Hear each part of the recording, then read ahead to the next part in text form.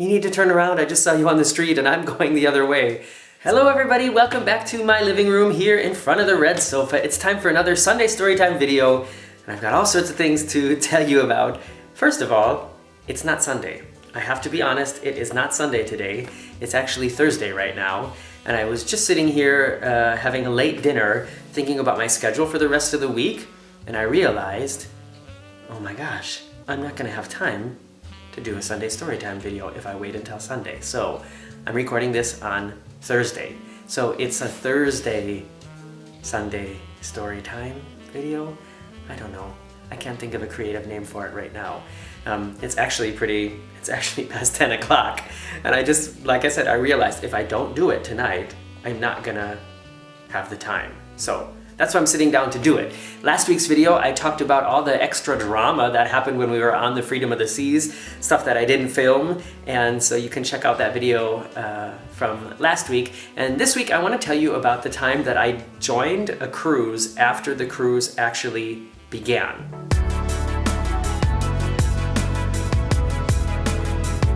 All right, there's actually a name for this, and I couldn't find it. I spent about 10 minutes searching the internet to look for the word that the Royal Caribbean travel agent used to describe what it was I did when I joined this cruise after it had officially started. And I mean, most people know it as a partial cruise, meaning if the cruise goes from like Monday to Monday, then doing a partial cruise would be you don't board the ship Monday, you board it like Wednesday and then do it till the end. And this is possible, and it's not all that uncommon, I guess. However, it's not possible on every itinerary, it's not possible on every port, and it's not possible for every country. So depending on where you're from, depending on where the ship is going to be, that sort of dictates whether it's possible or not.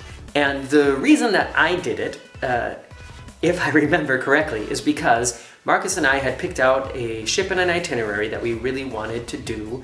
The price was more than right, and we decided that's the cruise that we're gonna do. And it was on the Mariner of the Seas. No. Navigator. Oh gosh, now I can't remember. I'm sorry. It was either the Mariner or the Navigator. I think it was the Mariner. The two ships are so similar, I get them mixed up in my head. And the itineraries that we did were more or less the same, so that's also what mixes it up in my head. Anyways, the official cruise started in Civitavecchia, outside of Rome, and then the next stop was Messina, Italy, down like in Sicily. And for whatever reason, I think it was because I couldn't get, or I was booked to do something. There was some work-related something that I couldn't get out of. And it was either I find a way to make it work, or we just don't go on the cruise, because there was no other time that we could get the time off together during the summer. And I remember thinking, well, this is never gonna work, because I had never heard of it before, but out on a whim, I guess, I called Royal Caribbean to say, listen, this is the cruise that we're interested in. However, I can't make it to the boarding time on the first day. Is there any way that I can come later? Because I think it was a 10-day itinerary, and it was in the Mediterranean, so we went all around the Greek islands, and on one of our Mediterranean cruises we also went to Israel, and in this one we didn't. And right now I can't remember which one was the Navigator and which one was the Mariner, but I still think that the one I'm talking about now is the Mariner. So, called Royal Caribbean, told them the deal, said, this is actually the cruise we want to do. However, I can't make it to that port on that day. Is there any way I could join the cruise a day later? And she was like, oh sure, let me see if I can get you approved for, and then she used this word and I can't figure out what it was. I can't remember anymore. If you know what it is, please write it in the comments below and save me from all this mental stress. All right, so she took down my information and needed like lots of information as far as passport and place of residence and all that. And she said she needed to ask for approval. I don't know exactly where or to who, and that she would get back to me.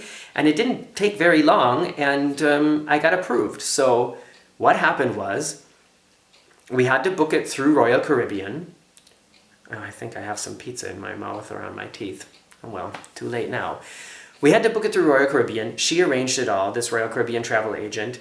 Marcus flew, I don't remember exactly, but let's say Marcus flew Monday to Rome and boarded the ship in Civitavecchia, and I think they had maybe one sea day, or maybe it was the next day, and I flew to Sicily and took the bus up to Messina to board the ship the next day. And I have a really old video, well, I mean, it's not really old, I think it was 2012. I have a video that I made about getting from the airport to the port, and it's, the reason I say it's old is because it's very old school, very unofficial travel guide. It's not like, there's no humor in it, it's me like trying to be like CNN travel. So if that interests you, I'm gonna try to remember to put a link to it in the description below. Otherwise, just do a search for cruise port Messina, Italy, and I'm pretty sure that that'll be one of the videos that shows up.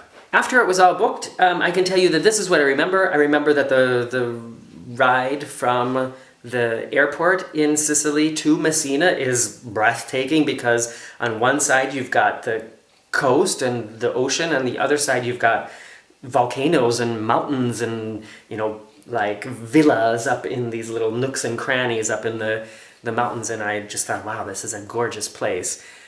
Then when my bus arrived in the port, Marcus was waiting for me there. Actually, we went past him, because if I remember correctly, he went to a different bus stop, not knowing which one I was going to be let out at.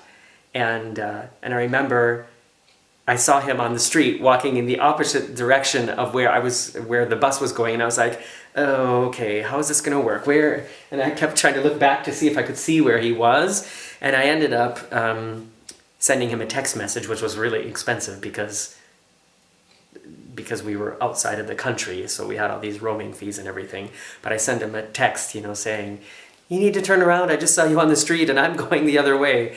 So eventually we found each other, and he brought me back to the port, and he had already been on the ship a day, so he already had his SeaPass card, and but he wanted to sit with me while I get checked in. And actually, I wasn't the only person doing this. There were, I want to say, like 8 or 9 other people. I mean, it was nothing like the first day of a cruise. It was really like, I mean, it was just a small group of people, but we were all waiting there, and there was only one person doing the checking in, and it was taking forever. You guys, it took so long.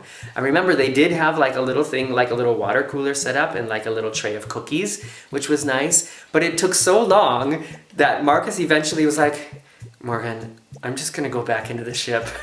I'll be at the pool whenever you get on, just come find me at the pool. And I was like, I understand, that's fine. So I think I sat there for over an hour until it was my turn to get checked in. So if you're ever planning on doing this, just remember that when you get to the port where you're going to be boarding the ship, it's not like a usual thing, and there's not going to be like normal, you know, like 50 people standing there checking people in. At least that's not how it was for me there in Messina. And then, yeah, the process of checking in was very normal. I mean, took my passport, took my picture, gave me the card, gave me a little bundle of information, I'm sure, and then I went up onto the ship and found Marcus. And I'm just remembering this now. We got really, really drunk that night on Italian teas, and the next day was I think it was the first time that I ever dealt with having a bad hangover on a moving ship, and that is awful. I've talked about that in another video before too, my video about how to deal with seasickness, and oh my gosh, you do not want to have a pukey, headachy hangover on a moving ship. Let me just tell you that right now. All right, that is my little story time at, it's like 20 past 10 at night here on a Thursday night for Sunday story time. I'm glad that you guys allow me to be flexible and don't complain. And I'm being somewhat sarcastic because I know people will complain, but most of you won't. And I'm happy to be here for you. I'm Morgan from the very unofficial travel guides. I'm going to have a busy weekend this weekend because it's Pride actually here in Hamburg and there's just a lot going on and I have to work a day. So that's what's going on in my life. What's going on in yours? And have you ever done a partial cruise? If you have, and it went smoothly or didn't go smoothly, write a little bit about it in the comments below because I like to read about those things. And subscribe to me on Facebook, Instagram, and Twitter. And if you want to get more behind the scenes information and videos that nobody else gets to see and help me out a little bit extra in addition, you can follow me on patreon.com/veryunofficial. I will see you later. And the secret word of today is... I never think about this in advance. The secret word is glasses, because I'm not wearing mine right now, and my 3D glasses for our television are right over here, outside of my reach. All right, see you later. Bye.